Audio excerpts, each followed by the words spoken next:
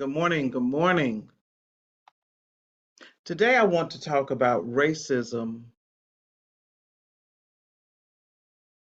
on the college level at several universities in the South and the experiences that students go through or people who are working who return to school. It hasn't really changed much since Brown versus the Board of Education. In many instances, it's gotten worse. This is Lander University in South Carolina. Do you know that an RA that has animosity against an African American student called the police on a group of black girls because they allegedly were making too much noise? First of all, she didn't follow policy. Second of all, it was not necessary to call the police. No one was being harmed, no property was being damaged, no lives were threatened. That was not necessary. People who are part of systemic racism will do anything and everything to provoke you, to get you to, they want to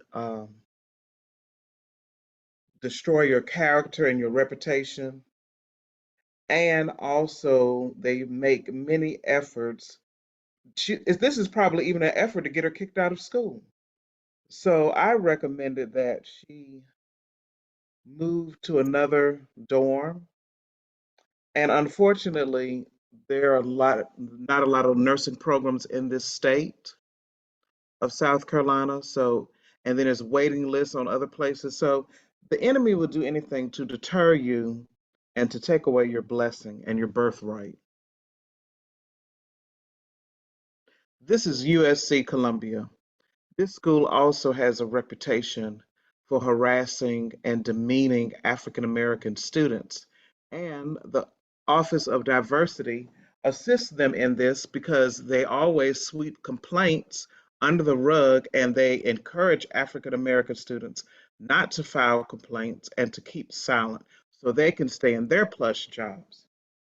Do you know at USC Columbia, there are still professors calling students the N word, saying because students complain about their rights being violated because professors give them zeros and they turn in the work, or they claim they can't read signatures on paperwork. And the students are doing the work and have always been honor roll students and have accomplished many endeavors and projects and published articles and been recognized in their field for excellence in whatever they do, and they try to demean them and make them feel as though they're nothing.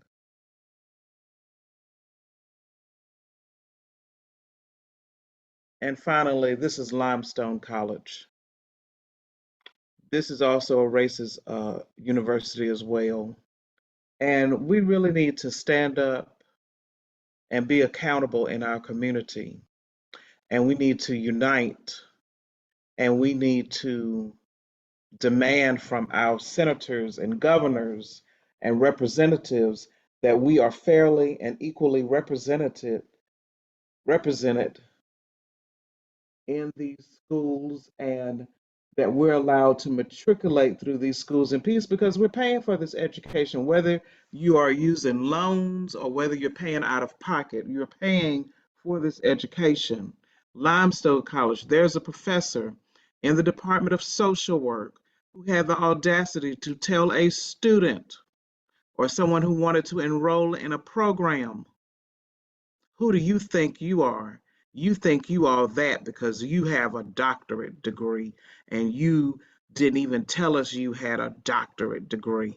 I mean, what kind of sense does that make? It's on the clearinghouse websites and other websites that universities use in order to do background checks and so forth.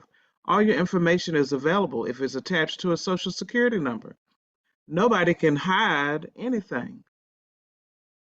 But this is very unprofessional, and this cultural diversity training that they make these universities go through as a result of the complaint, it's not doing any good because it's not changing the heart of man or the hearts of these Karens that love to harass people of color. So I